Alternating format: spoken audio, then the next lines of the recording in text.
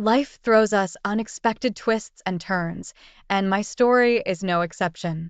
When I found out that my wife was cheating on me with an artist, I sank into an abyss of rage and frustration. But my revenge turned out to be far more terrible than she could have imagined. This is a true story of betrayal, revenge, and its terrible consequences. When I got home, my wife was still gone. I looked at the clock. It was almost 10 p.m. I wondered where she was. Nadesha had been coming home late lately. She'd be at a friend's house or at work. I didn't pay much attention to it. I didn't know what could happen. But today, I thought about it for some reason. Maybe after there was no food in the fridge. Nadesha stopped cooking for a couple months now, but I always found something to eat. But today, nothing at all. A car rumbled under the window. The door slammed. My wife's here. It's late today. And sure enough, a few minutes later, the front door lock clicked. And silence.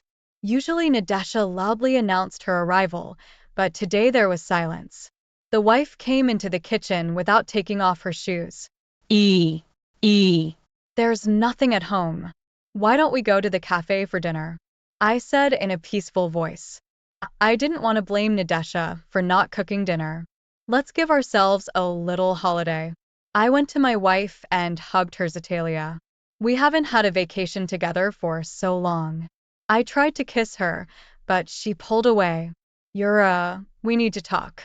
Her tone did not bode well, and I noticed that she was avoiding my gaze. I thought something was wrong. In a premonition of some as yet unclear calamity, my heart thumped rapidly. What's wrong? There's trouble at work. My wife sat down on the stool, still hiding her eyes. I'm leaving you. I asked, let's do without scandal and clarification of relations. I've fallen in love with someone else, and I want to be with him. You've been a good husband and father all this time. It's not about you. It's just the way life is. A man should be happy. Nadesha looked at me with a guilty look. I'm sorry, but I can't go on like this. The surprise made me speechless for a while. I looked in front of me, trying to focus my eyes. My heart had fallen into my stomach and was cowering there, struggling to keep a steady beat. Nadesha, what about me? The children? In a voice that wasn't my own, I sneered. What children? Suddenly, she said angrily, the children are adults. I'll explain everything to them later. They will understand me. For almost 40 years, I've been a housekeeper, a laundress, a nanny.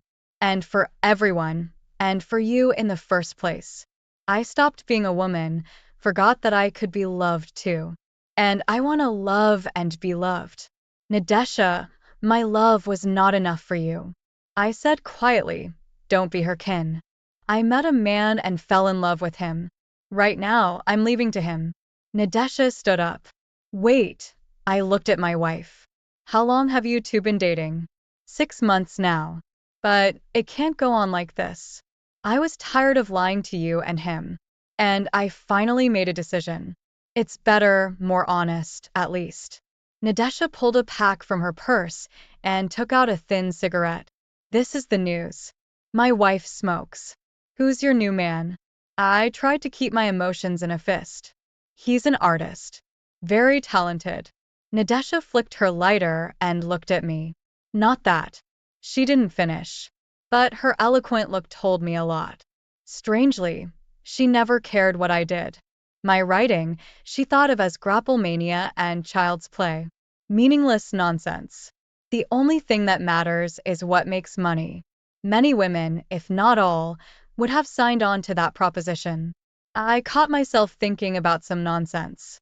My wife, with whom I have 2 children, with whom I have lived for almost 40 years, is leaving me. And I'm thinking about whether I have talent. Is that bullshit? Yes, and another thing. Nadesha continued. I want this apartment and half the money from our joint account. I have to live on something and support a young lover. I thought, and I said out loud, and the fact that my parents left me the apartment, it's okay. But you still have a house in the country. I waved my hand. I didn't have the energy to deal with the division of property. Nadesha, you're an adult and you've made your decision. But I want you to know this. If you leave, there's no going back. The plasma was at my throat. I held on with all my might to keep from crying. Don't be fooled. It'll never happen, she said coldly and haughtily, picked up her bag and walked out of the kitchen. The front door slammed. I looked out the window and saw her get into the car. There was a silhouette looming in the passenger seat. Nadesha leaned toward him, and it was clear to me that they were kissing. It seemed to me that Nadesha was aware that I could see them and was doing it on purpose to make me feel even more painful. A few minutes later, the car drove away. By the standards of the time, I got married quite early at the age of 20. In my fourth year at the Institute of Mechanical Engineering, Nadesha was 1 year younger than me, an excellent age difference for creating a strong family. In the first year of our life together, we had a son, and 9 years later, a daughter. Immediately after the institute, I went to the army as a 2-year officer. They're paid a good salary, so Nadesha did not work and gave all her time to her son and daughter. My service went well, and I stayed on to serve in the army. I graduated from the academy and had excellent career prospects ahead of me, but the troubled times began. The Soviet Union was Genized, and I was sent on long business trips to hot spots.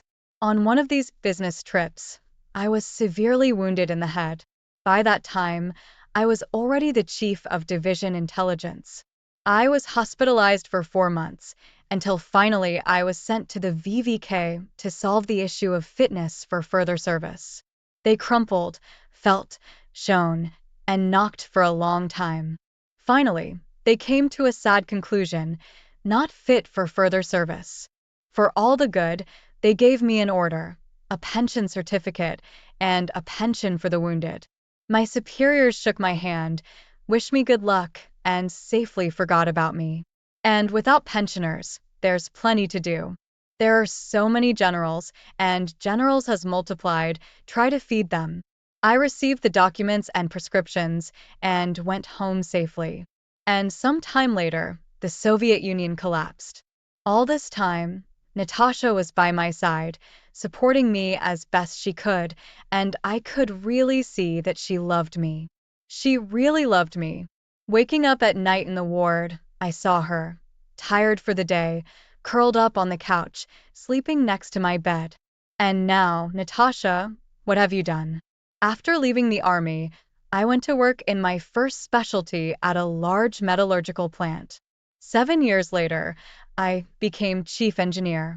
So I had no problems with money, and I don't have any now. At 55, I retired. Unexpectedly, I began to write.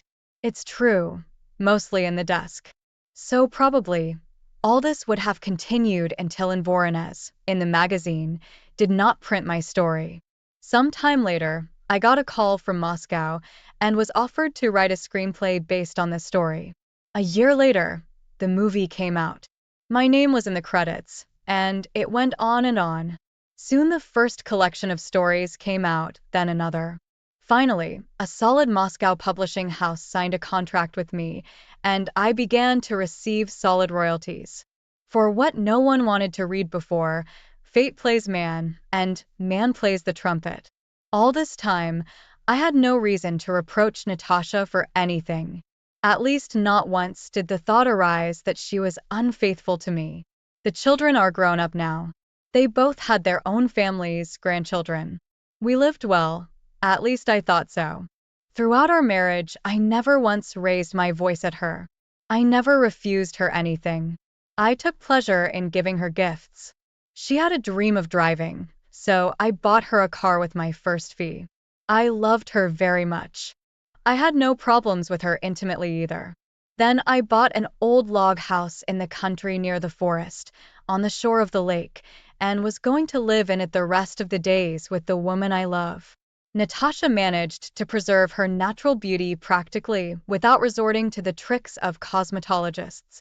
I was terribly pleased to catch the envious glances of men and women when I was near her. I was proud that my favorite woman looked so attractive. So proud, asshole. They say women live by emotion, not reason. When she says she loves you, don't doubt it. It's true. She really loves you. In that moment. But that doesn't mean at all that she will love you tomorrow. Only naive idiots like me don't realize that. The relationship between a man and a woman is finite. Looks like my time is up and it's the other one's turn. Women's logic is a strange thing. I think women themselves are sometimes unable to fully comprehend it. I stared at the dark square of the window for a long time, as if I wanted to see my fate there. What was there to see? With my wife gone, my soul was empty. There was only half of me left. You have to fall in love to leave your husband of 40 years without hesitation. I don't even know when you were sincere, when you nursed me back to health, or now when you ruthlessly, without hesitation, left me for someone else. In the morning, I packed my things and called Natasha. I held the phone for a long time until I heard her sleepy voice. I've vacated the apartment. How do I hand over the keys? I wanted to end the conversation quickly. For some reason, I didn't feel comfortable talking to her. That fast, she stretched out, drop it in the mailbox. You didn't have to be in such a hurry. You could have done more. I didn't listen and I passed out. She's thoughtful. She's a thing of the past for me. And the past, as you know, doesn't count. Autumn crept up unnoticed. Our divorce went quickly and smoothly. We had no property claims against each other. The children are adults. Therefore, in ZAKSY, we, without unnecessary conversations, put in our passport stamps on the dissolution of marriage and issued the appropriate certificates. That's it. We are no longer husband and wife. Strangers to each other, each with his own private life. As we parted, I saw regret in Natasha's eyes. Or maybe I just imagined it. I nodded, now ex-wife, put my hands in my pockets, turned and walked away along the sidewalk strewn with yellow leaves. Her fate did not concern me anymore.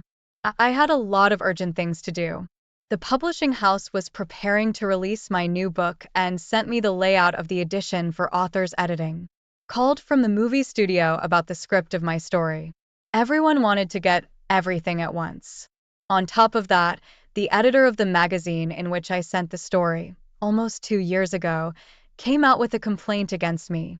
They kept quiet all this time and finally decided to publish it. But it turned out that another publication had printed the story by then. It got to the point where they threatened to sue me.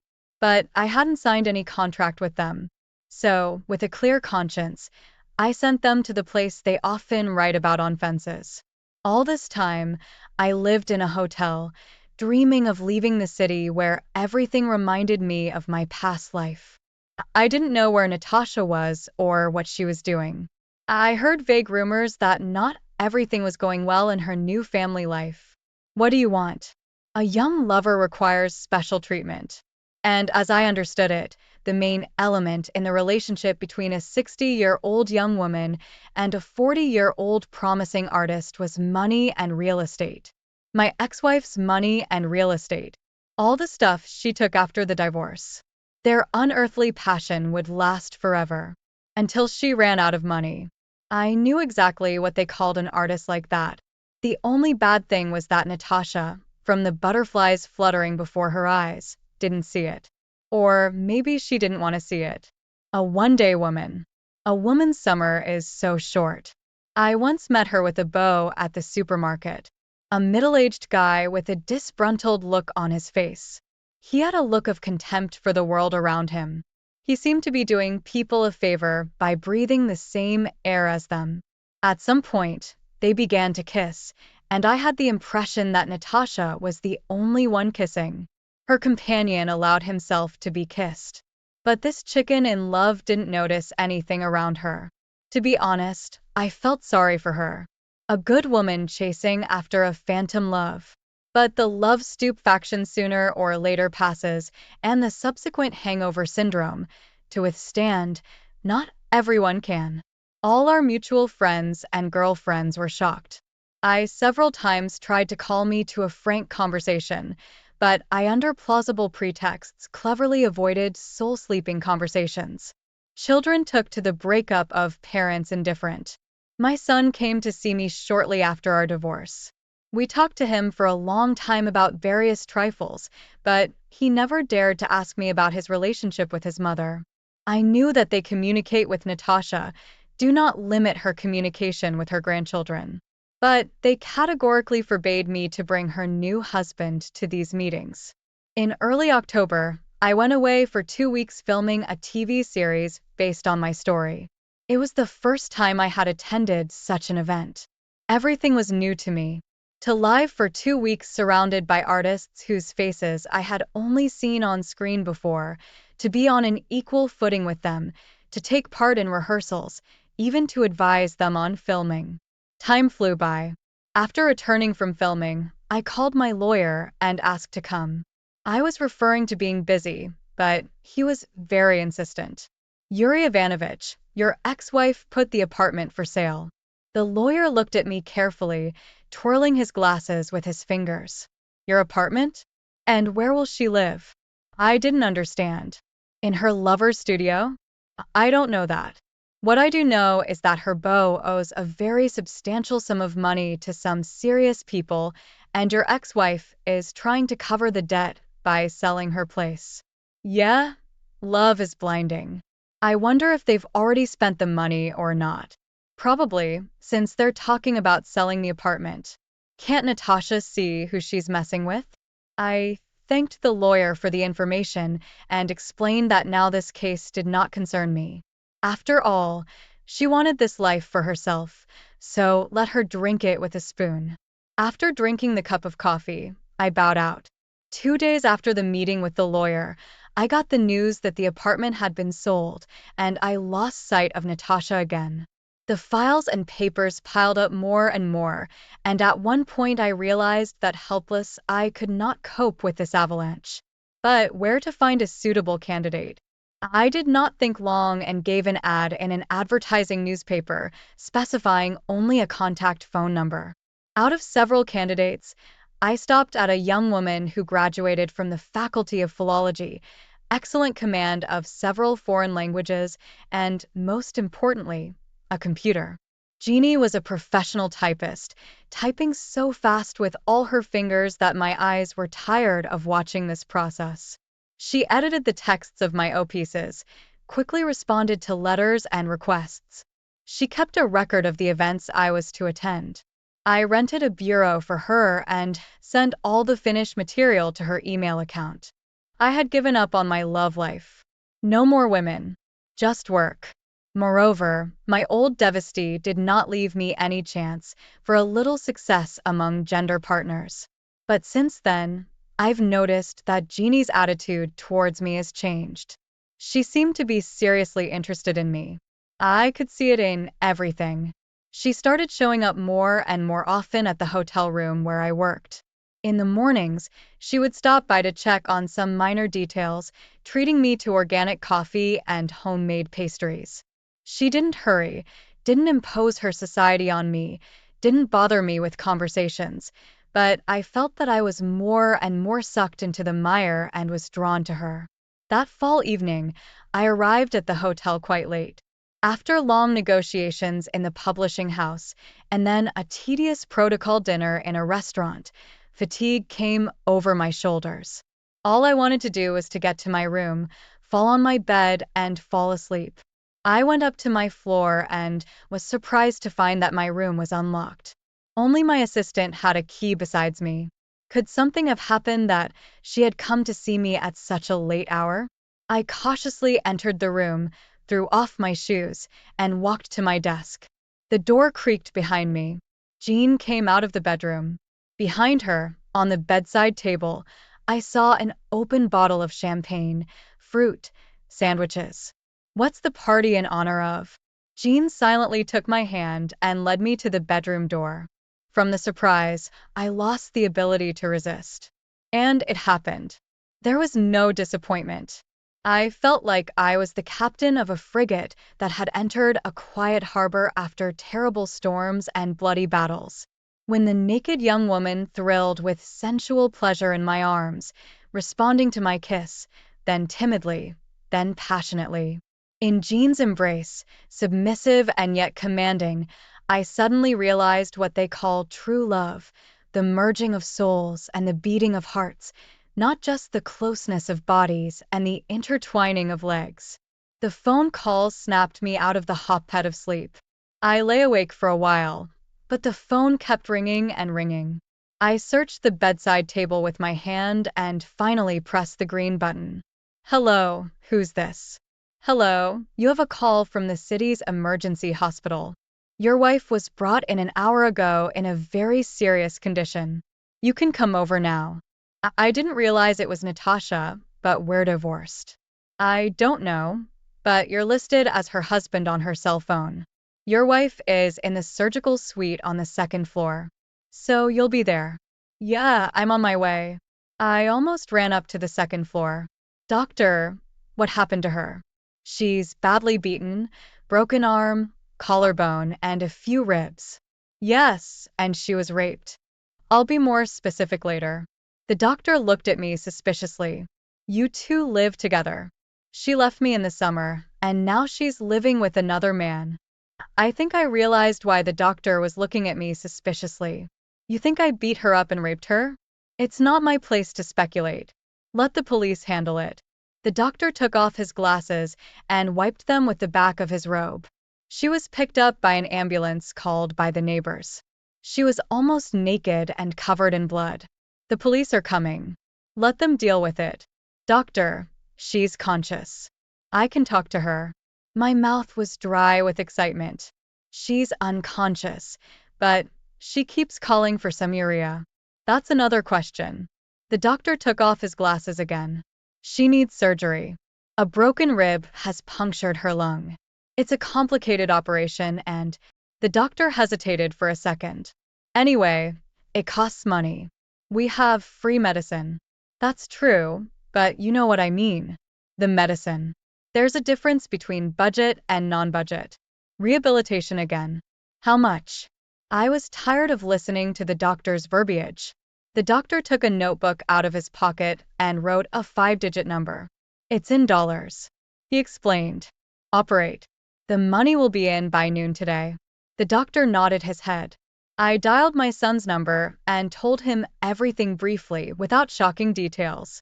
I asked him to call his sister back and come to the hospital. The police came. They tortured me for a long time, but finally they left me alone, convinced that I had a solid alibi. The party at the hotel confirmed that I'd been in my room all night and had only come out after the call from the hospital. I looked at my watch. 7:30 in the morning. There wasn't much time. I thought for a moment and dialed my editor's number. Good morning. This is Zagorski. Tell me if I can get an advance on a book I haven't written yet. I'm in trouble right now. Yuri Ivanovich. The editor interrupted. How much money do you need? I've named it. Well, it's almost half of your fee. I think we'll solve this problem. Come to the editor's office at 8 o'clock. That made me feel a little better. I returned to the hotel at 8:30, quickly changed, called Jean, and canceled all the business for today. It seemed to me that she was not surprised. In the editorial office, everything was solved quickly. The lawyers drew up the contract and transferred the money to me. I immediately called the hospital and in 5 minutes dropped the required amount into her account. After refusing the coffee I was offered, I went to Natasha's house. Well, what can I say? The operation was quite successful. I think your wife will soon be on the mend. The doctor took another hard look at me. To the police. She said she fell down the stairs. I can go to her. Yes, but not for long. She's still very weak from the anesthesia. Natasha was lying there, covered by a sheet tangled up with tubes and wires. When I came in, she looked up at me and tears welled up in her eyes. She moved her lips, trying to tell me something. I stroked her arm. Don't worry, everything is going to be okay. All this time, we hardly spoke at all. She tried to talk to me, but I dodged any excuse. What was I supposed to talk to her about? In time, we'd already said everything to each other. The children helped. Very often, my daughter came, replacing me and giving me time to rest a little. My son didn't forget his mother either. I even began to think that we were a family again as before. But it only seemed so. You can't walk into the same river twice. After about a month and a half, Natasha began to walk a little. First in the hospital corridor, and then she started to go to the park. After another 2 weeks, Natasha was discharged from the hospital. She no longer needed my help. Before I left, I handed Natasha a blue folder with the documents for her apartment and the keys. She didn't immediately realize what was going on and looked at me in surprise. I managed to buy your apartment and put it back in your name. She tried to tell me something, but instead of words, she burst into tears. Without another word, I turned and walked away. I had to make an effort not to turn around. A man will never forgive the betrayal of the woman he loves. Treason, there is no statute of limitations, and I loved her too much to forgive her. All this time I was tormented by one question: what really happened? Natasha flatly refused to tell me, and then I decided to act on my own. I sat in her yard, talked to neighbors, and put together a picture of what had happened. After a month of living together, Natasha and her promising artist became clear that this miscellaneous will not end well. While there was money, lean poorly, they have already been. But then began quarrels and scandals. One day, Natasha caught her favorite in the company of two drunken friends, which she tried to drive them out of the house. Her new husband explained her place, accompanying the explanatory conversation with his fists. And then they raped her, one by one, and all together. They tortured her for a long time, putting out burning cigarettes on her breasts so that the victim would not escape. Natasha was tied to a chair. But when they passed out in a drunken frenzy, she managed to untangle the ropes and get out of the apartment. I already knew what happened next. I understood why her new husband had never come to see Natasha. I'd expected something like this. Life has strange surprises sometimes. I learned that one of the bastards who had raped Natasha had committed suicide by throwing himself out of his own kitchen window. The police, as usual, failed to establish the reason for such a desperate act. The other rapist was found in the morning in a noose. But here it was clear. He'd been drinking heavily with his buddies the night before. And this was the result. Hangover syndrome. Yeah? You can't beat fate. It was late at night when I parked the car a block away from the house where the talented artist's studio was located. Putting on my gloves and putting the hood of my jacket over my head, I approached the entrance. The usual code lock with a standard set of numbers. I entered the entrance and went up to the right floor. There were 2 apartments on the floor. I taped the neighbor's door peephole with gum and took out a bunch of soap boxes. Remember your hands. It took a minute to find the right key. I gently picked the keyhole. The lock clicked quietly and the door opened. Standard Khrushchevka. 2 adjoining rooms and a kitchen. Coined a studio, too. A regular Havera. I silently passed into the room where among the molberts and unfinished paintings on a sold-out sofa slept the great painter. The musty air had a distinct odor of booze. Bohemian. The thought flashed through my mind. Nadesha, didn't you see who you were leaving with? God, women, are you so blinded by passion? I leaned over and shook the painter by the shoulder. When he started giving signs of life, I hit him in the temple and knocked him out. When he woke up, he was surprised to find himself tied to a chair with duct tape. Surprised? You should have seen his eyes. Everything was there. But most of all, there was animal fear. I was careful. I'm not an animal after all. Tore the duct tape off his mouth and pulled back his hood. I wanted to hear his voice. Did he recognize me? I spoke softly, but very convincingly. Don't, Don't. I didn't mean to. I'm sorry. He, too, cracked almost a whisper, realizing it was useless to shout. Smelled a peculiar odor. Looks like he shat himself with fear. Poor guy. But that's my cue. It's time to end it. I taped his mouth again and slowly pulled the silenced pistol out of my pocket, taking the safety off. The cartridge was already in the chamber, and I didn't have to pull the bolt. Then I put it in a plastic bag so that I wouldn't have to look for a cartridge case later, and with a practiced movement, I pointed it at the artist's head. I pulled the trigger lightly. The TT twitched, going slightly upward, and the bullet hit the right place. In the car, I changed clothes, stuffed my clothes, gun, and gloves into a bag. Driving along the embankment, I stopped and got out. The moon was shining over the river. A silver trail of moonlight stretched across the water almost all the way to the shore. I threw the bag into the water. 3 years had passed. My car raced down the highway, churning up the light snow that had fallen overnight, leaving behind a fast-dragging trail. After about 5 kilometers, the asphalt changed to dirt. A slight frost had set in during the night. The farther I drove, the narrower the road became. I slowed down, and soon I was surrounded by dense forest. So, about 8 kilometers more, and I was at the goal. The big lake opened behind the next turn. The road turned sharply to the left, and a big one-storied house made of pine logs appeared to my eyes.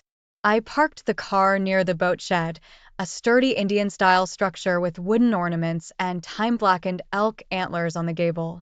I took a bulky bag out of the trunk and went up on the porch. A young woman came out to meet me, holding the hand of a little boy. Everything okay? Jean kissed me, looking into my eyes. We've been waiting for you. The boy wrapped his arms around my leg. Daddy, did you buy it? I took him in my arms. Of course I did. It's in the car, and I held. Hey, folks, welcome back to my channel, Relationship Haven. My name is Gary, and I hope you're having a fantastic day or evening wherever you are. In today's story, Opie found out his wife had been cheating on him with her ex after Opie discovered she had been taking Uber rides to meet with him. Opie then gave her a surprise call when she was there and told her he knew what was going on. Now she's moved out and is broke as a joke. In today's second story, Opie found out that his wife is having an emotional affair after his dog showed him her Apple Watch that revealed shocking texts. Let's get into today's stories. A little backstory first. When I first met my soon-to-be ex-wife, she had mentioned her ex multiple times. The first date we ever went on had a moment where she got a call from him and he was demanding that she pay her half the phone bill or he'd cut her off. She always told me stories about how he treated her. He was a severe alcoholic who barely kept a job and would beat her regularly. One time, he burnt her with the cigarettes, which left marks. Fast forward, we got married, and I still remember how good it felt holding her hand and putting that ring on her finger. I did everything for her. She couldn't drive, so I would always pick her up from work. And on the days I was off, I would take her to work as well. She often asked me to give her money for weed, which I did as well as for cigarettes. On the day we got married, I took her off his phone plan and put her on mine. I paid for everything, including gas, rent, Wi-Fi, and the phone bill. I even drove her from Virginia to New York so that she could see her family. I was doing my best to get her to become a responsible person and get her back on track. She thought she had $2,000 in student loans, but later on, we both found out that because she had put them off for so long, it turned into $22,000. I told her that when the time came, I would help her with that. A few days before her birthday in December, I noticed she was trying to hide a texting app from me. She then texted me and asked me to take her to the ER where she was diagnosed with the flu. That night, while she was in a drug-induced sleep, I took her phone and looked through it, then saw a text to her ex. Things about how much she missed him and that they wanted to meet up again. I went into a rage, and for the first time in our entire relationship, I raised my voice at her the morning after before I went to work. She promised that it didn't mean anything, then apologized for hiding it and swore she was done with him once and for all. I was stupid to believe that, but we reconciled and went on. A few days later, I was still feeling bad for doubting her and drove her around to get things done before her birthday, such as paying for her nails and hair. I checked my bank app and noticed that on her account, she had two Uber charges as well as a charge at a 7-Eleven near her ex's place. I asked her what they were for, and she immediately got defensive. She mentioned how they were for a friend of hers that she helped get home. I was again stupid to believe her, but a little more wary, and asked her to look me in the eyes and promise me that she hadn't gone over to his place. She swore that she didn't. I asked her later that day if she could show me her Uber history, and she got even more defensive, accusing me of being paranoid just like her ex was. I then looked into it and discovered from her Uber history that she in fact did go over to his place. I confronted her with the knowledge I had of what she did, but was being as calm as I could. She instead went into a fit of rage and demanded to know why I went into her history and that she wanted a divorce. We ended up not talking at all for a week or so, and eventually she swore to me that nothing happened when she went over to his place. Between then and last week, everything was fine between us, although I had noticed that she was friends with him on Facebook for a brief period. However, I remember that one day when I asked to look at her blocked list, when I had parked my car, she got out of the car, then went behind the car, and then came back in. I can't believe that she thought I was stupid enough to fall for that. After that incident happened, I enabled parental controls on my phone account and added a tracker so that I could see where she was every day. She didn't know about it because she was always making comments about how she didn't like anyone tracking her location, just like her ex used to do. After I got off from a 24-hour shift between Friday and Saturday, I texted her asking what was up and went home. She wasn't responding to any of my texts, so I checked the tracker and noticed that she was at her ex's place. I immediately jumped out of my bed and frantically found my clothes to head over there and bait her into coming out. She said she went out the night previously with a friend and was staying over at her friend's place. I was leaning against a tree outside his apartment and then called her, telling her she needs to come home now so I can spend the day with her to make up for working 24 hours on Valentine's Day. The first thing that happened was that I yelled, "Staying over at a friend's place, huh?" And she screamed, knowing that she had been caught. She asked me for a ride home, swearing that nothing happened and that she just wanted to see him. I told her I wanted the keys to her apartment and her ring immediately. She had until Thursday to give me back her phone that I had paid for. Later on, she finally admitted that things did happen when she went to his place. She told me she cheated on me because she wasn't sexually attracted to me anymore and mentioned how he does things to her body that she can't even explain. She then had the nerve to make a comment about how she liked that I cared for her and held her hand all the time. Her ex also later sent me a message on Facebook that said, "LOL, that was it.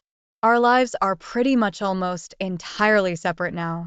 She never lived with me, so she's either staying with the ex or the place she was always at. I have the phone back and I'm working on removing myself from her bank account. I can track her spending still, and even though she got paid $600, she's already overdrawn the money mostly on Uber rides to go to work and probably on weed. I just don't know how to feel about this anymore. I was going to be the person to save her from herself. I did everything I could for her. I always tried to get her to be a better person and never raise my voice. She always told me I was a better person than her ex was. I don't have any feelings for her anymore. And if she ever asks to come back, I will definitely say no. All I want is that 3 a.m. call where she's drunk and begging me to let her come back after realizing she's messed up her life. Opie, you've got to get yourself together, man. After reading this, You come off to me as a very passive individual. You let your wife fully take advantage of you. She basically used you as an ATM machine and then had some fun with her ex while she was at it. I'm sorry for what happened to you, Opie, but to be honest with you, you gave her way too many chances, which was obviously going to backfire. I'm glad you finally came to your senses at the end.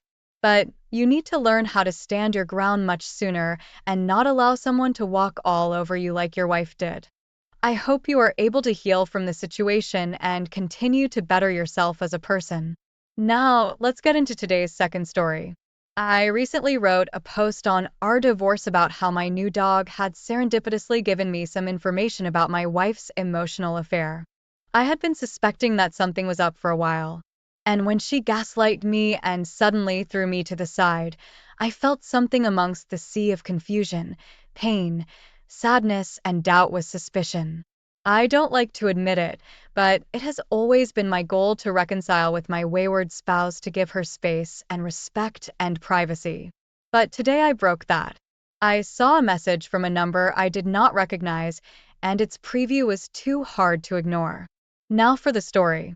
We recently got a puppy. We, as in my immediate family, my wife and I moved in with my parents as she suggested we could live there and save money for us. It was a good idea and very forward thinking on her part. I really didn't want to move, but I did it because she was my teammate and I felt like I could overcome it with her by my side. Our family dog passed away shortly after the wayward spouse and I moved in. Fast forward to now, and we finally got a puppy. No clue where wayward spouse is, as she is mostly ignoring me. The puppy is honestly really annoying, and her teething makes her so chewy. Yesterday, I hit the gym late. I had recently seen my therapist and a lawyer for a consultation that day, and it had me feeling anxious and depressed. When I returned in the late afternoon, I came home to see my wife's Apple Watch on the kitchen counter charging. My first thought was that she must be here, but she was not. So where did it come from? My grandmother came out with the dog and explained that the dog ran into my open bedroom and saw the watch. She carried it back to the living room where she chewed on it till my grandmother found her. The gummy sports strap on, and Apple Watch does look pretty sweet if you're teething.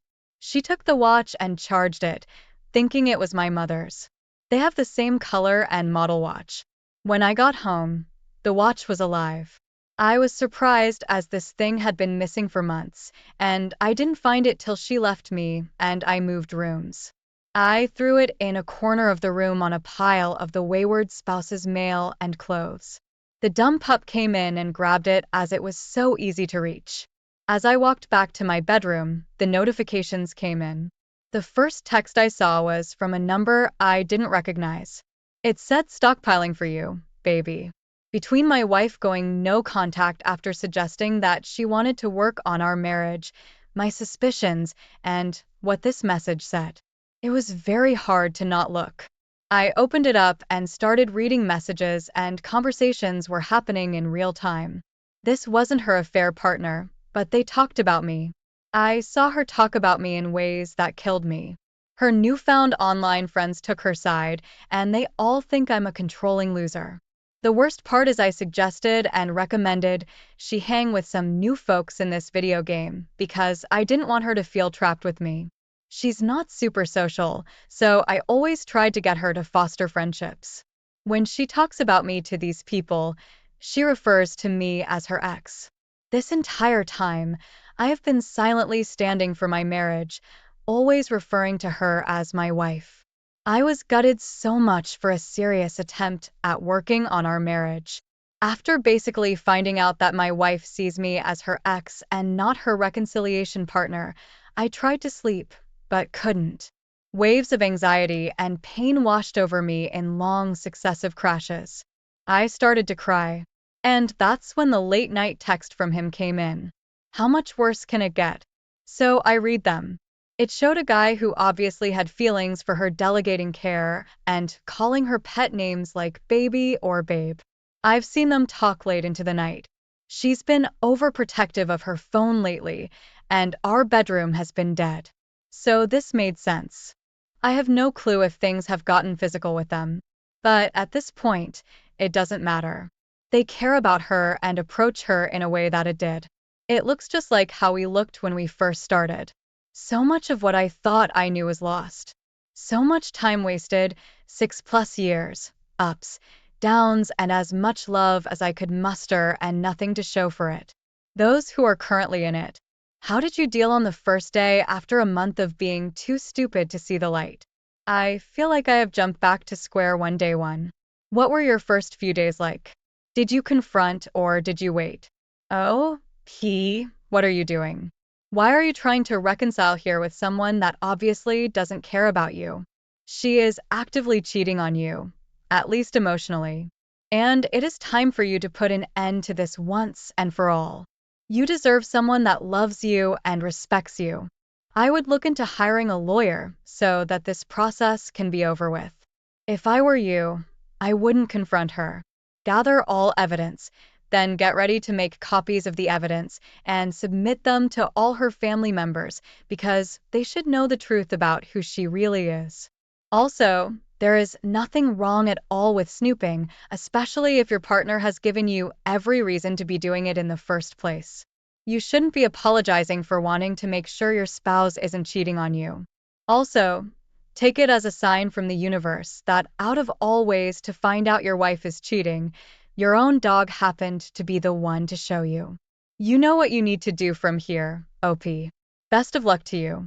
Thanks for taking the time to listen to today's stories. Don't forget to like and subscribe if you haven't already done so, and comment below on what your thoughts are on today's stories. If there's a story you would like to share with me about your own situation or someone else's, then please do not hesitate to contact me. Take Jessica, 33, and I, 35, met while in school at Brown University. It was like finding my other half. We both had dreams of impacting the world and making it a better place by becoming medical professionals. She wanted to be an ER nurse, while I wanted to open my own practice. We had a lot of common interests and truly enjoyed each other's company. We got married 2 years after dating, and the wedding was a fairy tale. All our friends and family had the time of their lives, and I met her childhood friends and had my best friend Eric, who I had known my entire life as my best man.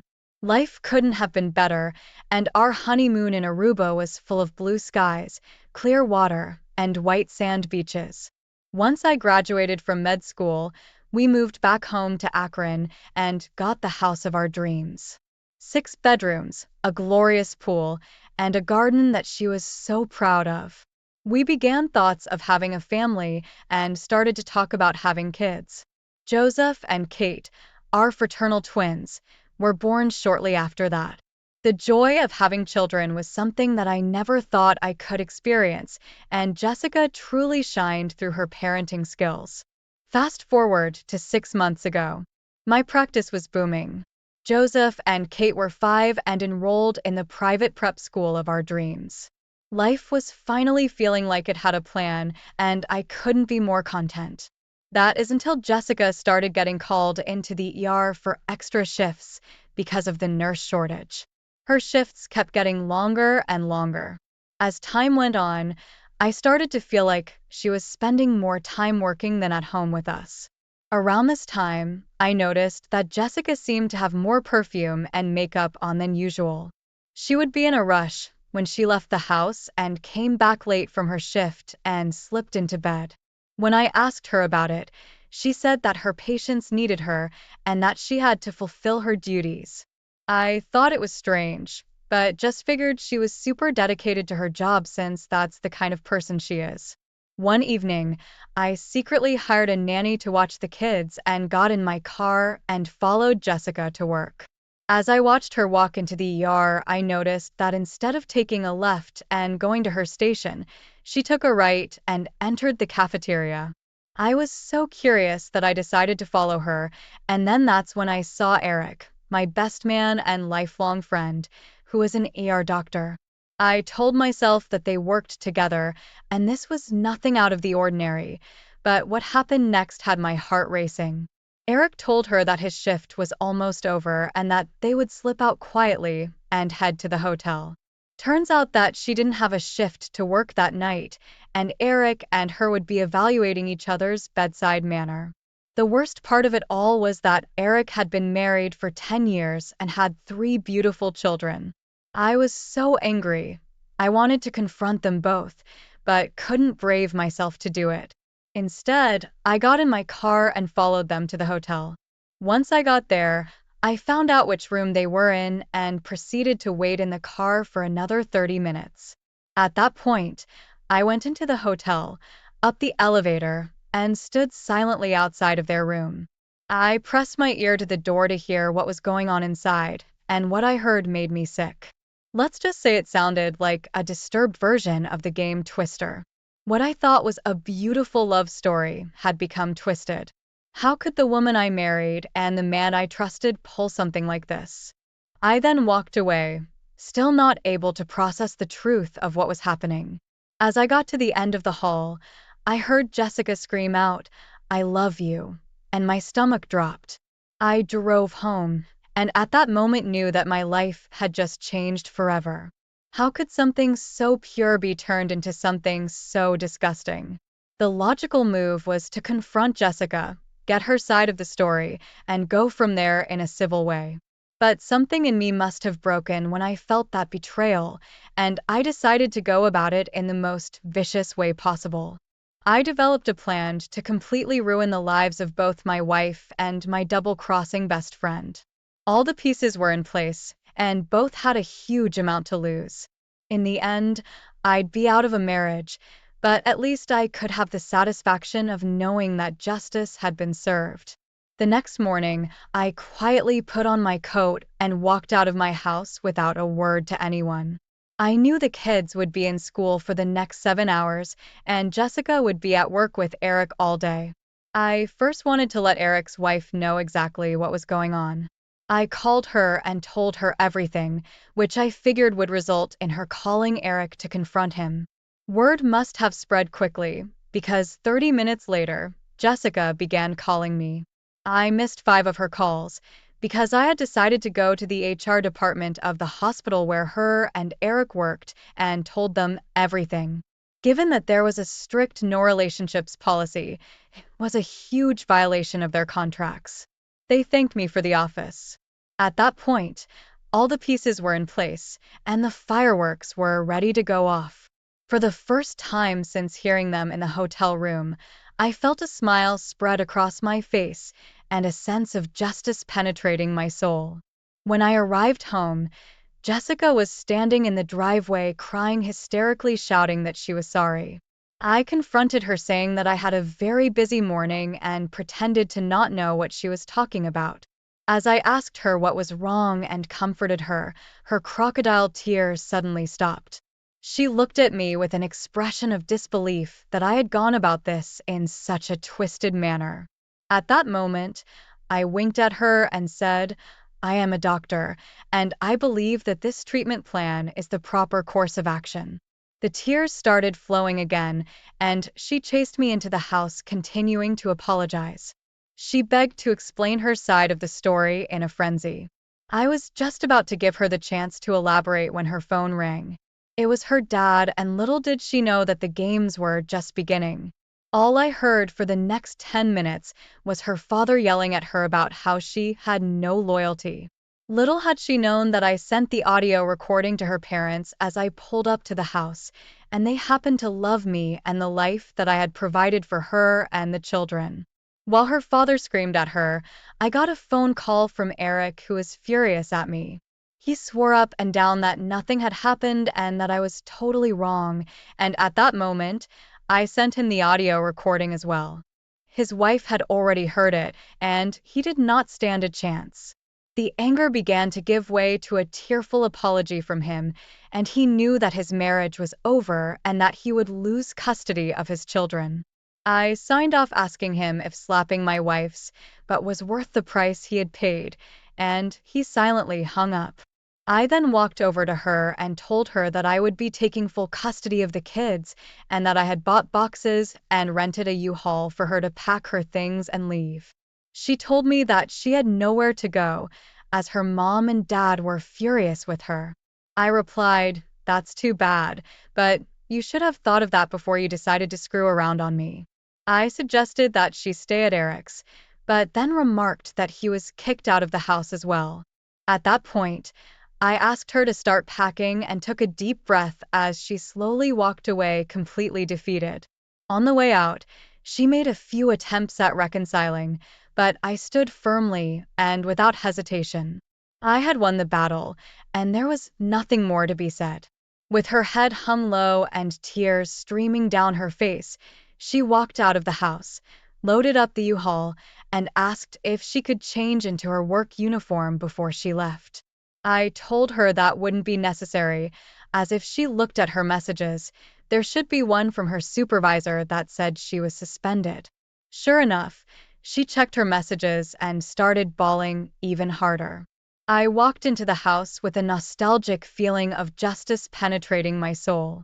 Later that evening, I would find out that Eric's wife had kicked him out and filed for divorce, in addition to going after full custody of their children.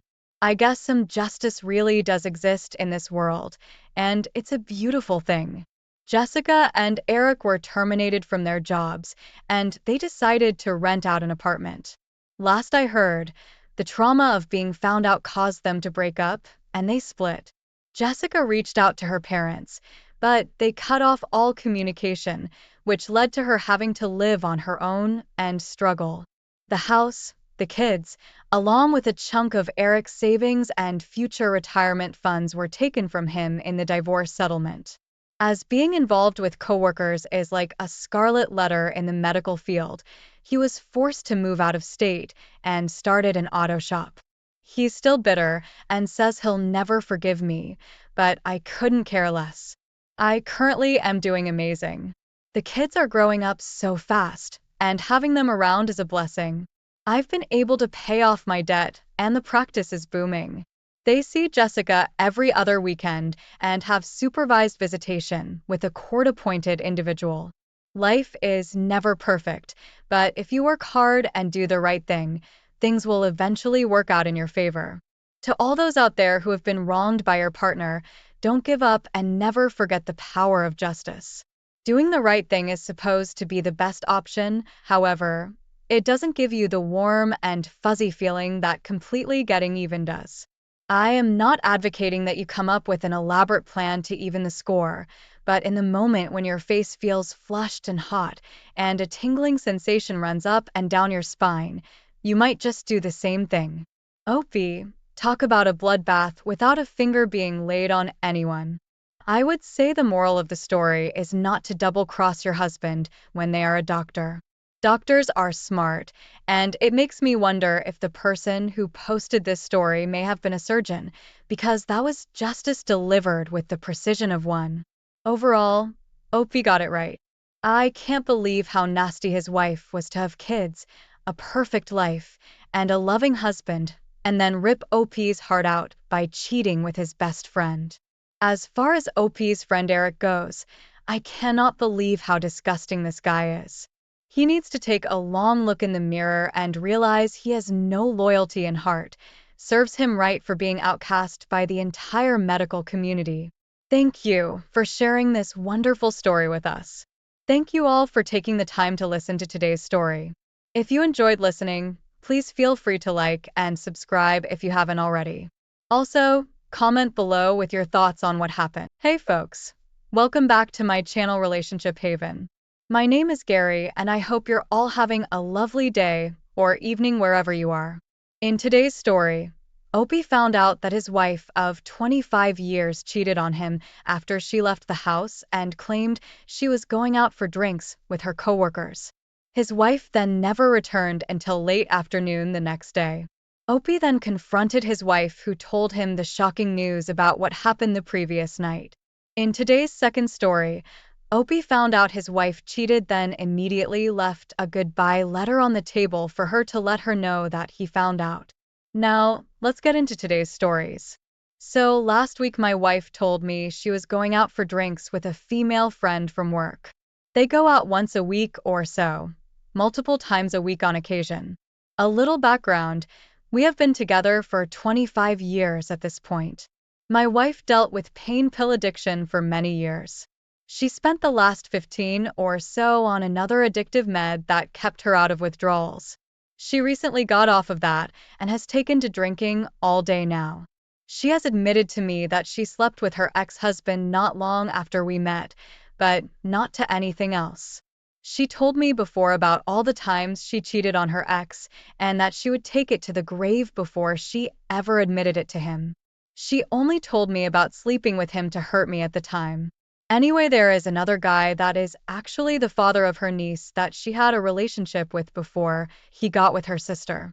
I know this and have known for years because I saw their emails. At that point, she felt compelled to tell her sister about their relationship so that she didn't find out on her own. She felt that it would be too hurtful to not address it, and that if I ever learned the full extent of it, I would leave her and take our kids. I've asked her about it before, and she has always denied it. Fast forward to Friday morning. She leaves the house in the morning to go to work. She reminds me that she's going for drinks with her coworker and that she may be home late, but probably not. She claims to have a hard time being around her coworker for too long because her energy is too high. Around 4:30, she sends me a pic by text of the two of them and says that they are having a couple of drinks at her house and then they're going out. I acknowledge her message and tell her to have fun. Around 8 hours later, she sends me another text saying that they are going to her house for a couple more drinks and to watch a movie. Again, I say okay and tell her to be careful, and I go to bed. I wake up around 9 o'clock in the morning and she never came home, so I send her the wow text, to which she doesn't respond. She read it but didn't reply. Our kids are worried. I already checked the local county arrest record just in case. She got stopped for a DUI. Nothing. I don't hear from her until she staggers in the house at 4 in the afternoon. She comes in and lingers by the door where I can't see her for a minute before she goes into the hallway bathroom, which she never uses, instead of walking the 10 steps past me to the master bath and our room. When she does enter the room, she doesn't even look at me and has her back to me for the most part. When she does finally speak to me, she says, "Why are you looking at me? Go back to watching your show." At this point, I tell her that I expect her to account for herself and why she's been MIA for so long. She then tells me that her and the coworker went to the bar, went home, watched 50 Shades, and she then passed out. When she woke up, her coworker had left her in her house by herself and went to her boyfriend's house. At that point, she came home. She said all she had to drink was 3 Bloody Marys and a shot of tequila the night before. This is a lie. I'm sure, because she was still drunk. When I pressed her, she went into the bathroom again for several minutes after just using the bathroom less than 5 minutes before and telling me she stopped at the gas station to use the bathroom during her 5-minute ride home. I asked her repeatedly to tell me the truth because I didn't believe the story, and she refused. She claimed that she would never lie or cheat, so I called her out on the other guy, her sister's ex. She told me that all they did was kiss, and I told her that I didn't believe that because she has tried too hard to hide it, and that wouldn't justify me leaving her and taking the kids. I pointed out that her lie and behavior are what was making me doubt her about telling me the truth. I then asked why she was still drunk if she had so little to drink, and why she was so tired if she had gotten nearly 10 to 11 hours of sleep, because if she just got home, she must have left her friend's house around 3:30.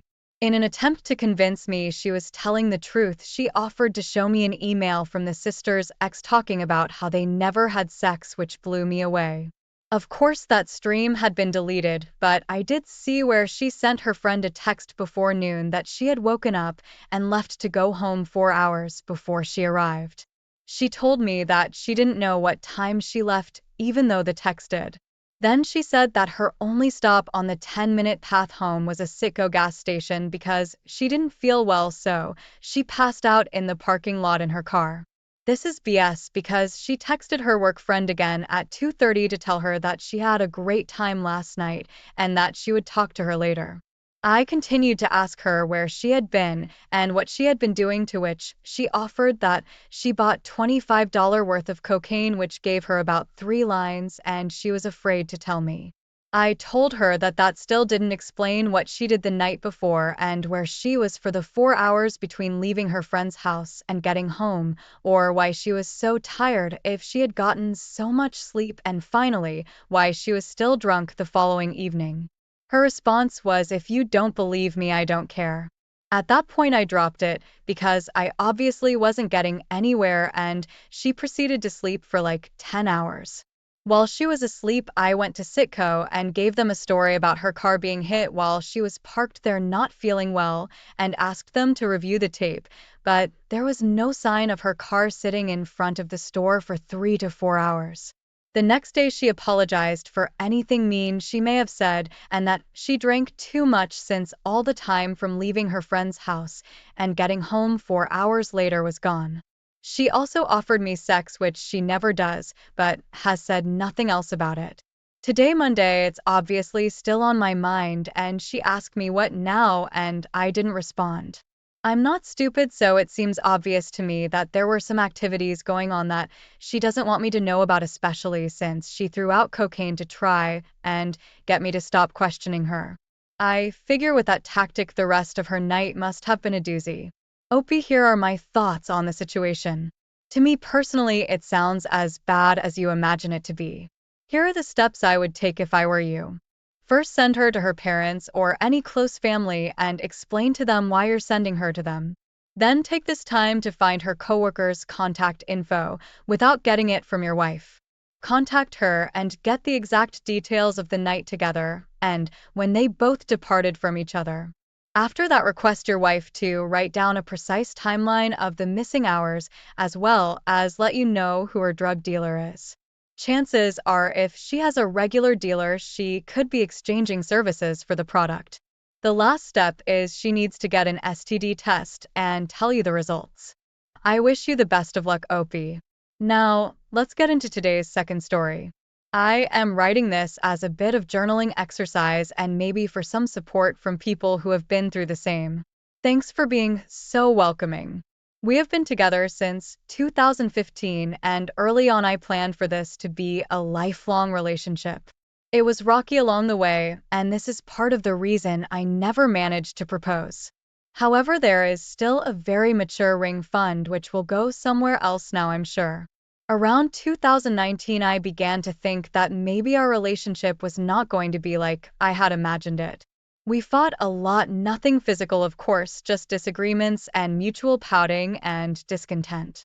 Our sex life dropped off significantly after 2016 for medical reasons, and it never really seemed to recover.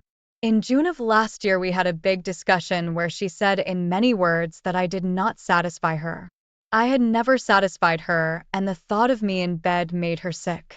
It was very upsetting at the time, and in hindsight, I should have called our relationship then, but we decided initially that we would try to work our way through our problems, and we also ended up having a 4-month COVID lockdown shortly afterwards, so I didn't want to throw her onto the street or anything.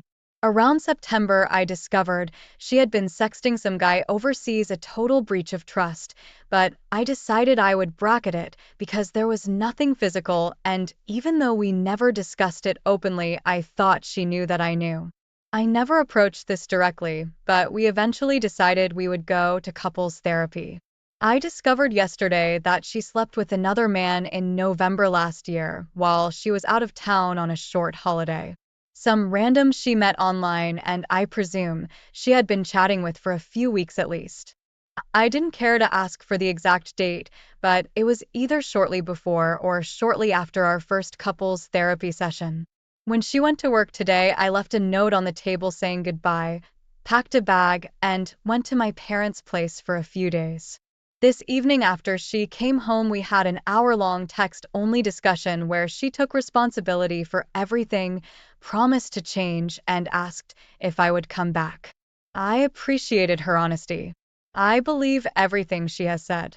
This is completely unlike her, something she acknowledged, and she is affected by both mental illness and gruesome sexual trauma as a child and young adult, but I said that this was a hard barrier for me and I would not consider coming back even if we continue to see couples therapy for this issue. I said I would consider going back to our therapist to work through the breakup process, as we had discussed this previously in one of our sessions, and I can see how it could be helpful. It is also something our therapist has worked on. Even if we could make our way past this, and she found a way to fix herself, it would always be a part of our past, and something I would never be able to reconcile myself with while we were in a relationship. I don't fully believe that there has only been one other man. I asked how many other people she has had sex with during our relationship, and she said one, but I think this might have been a very strict definition of sex, and that she has been emotionally and physically cheating with several other men over at least the past 6 months, and even up until now. She said that this is a part of her life that feels like it's without consequence, and although that is obviously wrong, I can understand what she is saying. Anyway, the number doesn't matter. One is one too many. I feel very dirty for how I found this all out, especially since I was going by a gut feeling, but I feel partially vindicated by my gut being right. I don't know if I can shake this feeling of shame for having been able to discover this, even though it is for the best that I know and that we separate. I will likely be moving my appointment with my own therapist forward a few weeks to help with where I go from here. I don't quite know how she moves on from this, but I am trying my best to focus on myself. I don't know what I will do with myself yet, because so much of who I am, what I do, what I'm like revolves around what we were.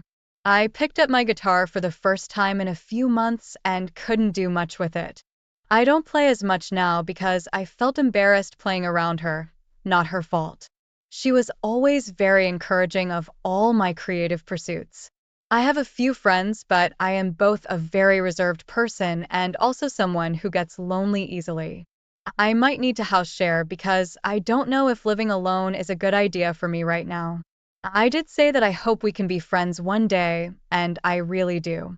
Besides the infidelity and our other problems, she's great, and we did gel in a cool way. But in my heart, it doesn't seem likely, at the very least, as soon as either one of us starts seeing someone else, unless they're super chill. I don't think it's going to work. I've decided that I'm not going to be super candid with other people about the circumstances of our breakup. There's no need to be, but it's something that I would mention to a future partner, and I can imagine for them that it would be a bit weird for your partner to be friends with their ex who is also a cheater. I'll cross that bridge when I come to it, as she will likely move to another city, and we won't have much opportunity to see each other again anyway. Anyway, that's my story. There were times this morning when I thought I might try to just let it slide and forget about it, but I'm glad the part of me which stood fast won over, because there was really no future knowing this. It would always eat at me. I don't know what the future holds, and I am truly scared because I have had struggles with alcohol and smoking in the past, which my partner really helped me to temper. I stopped smoking as a condition of getting together, which I'm grateful for, maybe with a sneaky cigarette every now and then at the pub, and I don't have that anymore. I have made a short list of things for me to try to do with myself for the next 4 weeks, and have committed to not buying any spirits at all for now, and only smoking if I go out and someone offers. I don't go out often, so this is generally sustainable for me. If there is anything any of you have done to get past the first few weeks and months of your breakup due to infidelity, I would certainly appreciate any advice. Opa. I am very sorry to hear what you're going through. I noticed that earlier in your post it sounded like you were trying to justify why your wife cheated on you by bringing up childhood trauma and things like that. The truth is, those things should never be used as an excuse for why someone cheats on you. She made the decision to cheat on you and now has to live with the consequences. Also, not sure why you want to have her remain in your life as friends. That wouldn't be a wise decision at all. If you did that, you would never truly be able to get over what she did and realize how she completely destroyed your marriage. Please wake up, OP. Now, let's see what the comments had to say about the situation. Substantial 210 said to allow yourself to be abused like this and effectively enable her means you really need to get into individual counseling. Why do you want to be friends with the person that killed your marriage? There's nothing noble in that. Cut her out of your life and cauterize the wound. She took a dump right in the middle of your plate. For the love of God, show a little dignity and rinse her from your life. OP responded by saying I did say to her when we had our long text conversation last night that I only have two hard, uncompromising boundaries or conditions about who I share myself with in a relationship, which is that I won't date a fascist and I won't date a cheater. I guess I thought the no dating a cheater one was universal and didn't need to be stated explicitly. She explained that she had rationalized it as us being in a state of a failing relationship where this kind of activity is agreed upon, which I can comprehend but obviously cannot accept and reject completely. Although I am very sad at what I've lost and all the potential of what I could have had if this hadn't happened, I'm feeling better than I thought I would. I still feel ashamed for how I discovered all this, but I'm mostly leaving with my head held high and feeling blameless because my gut was right. If I had left because we couldn't figure out our mutual problems, I would have been crushed with guilt and shame, but as it stands, I just don't feel either in any great quantity. I have plenty of growing to do before I date again, though, including how to respect both my and my partner's boundaries and how to spot the red flags both early and well into a relationship. Thanks for taking the time to listen to today's stories. Don't forget to like and subscribe if you haven't already done so, and comment below on what your thoughts are on today's stories. If there's a story you would like to share with me about your own situation or someone else's, then please do not hesitate to contact me.